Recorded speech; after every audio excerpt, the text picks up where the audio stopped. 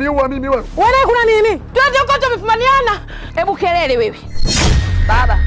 Kwa hiyo ina maana kwamba mahusiano yetu ndio yamekufanya mpaka una hasira na mimi. Siongei na wewe jamani, ungenyamaza na tumbo lako miguuni. Nini? Umenikela, yani umenitibua ukanichafua mpaka hapa.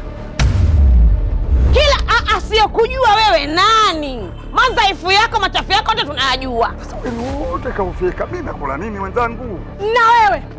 Enda naenda na wewe. Nyoko. Mimi lengo langu si hilo ambalo unalolihisi. Wewe mwana, mbona kuniua mimi wewe? Shoga yangu. Nimekosea wapi tena mimi? Mimi lengo langu kusalimia tu, na shida yote. Unasemaje wewe?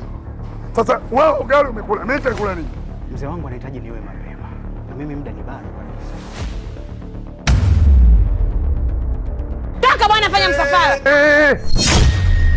Salhati, twende shoga yangu, twende tutachelewa. Sisi zamani wenzenu wake wa kuoa wazazi wetu ndio walikuwa wanatutafutia. Nyamaza, usibanana na huku, mbona hivyo? Twende, wewe usibanana wewe.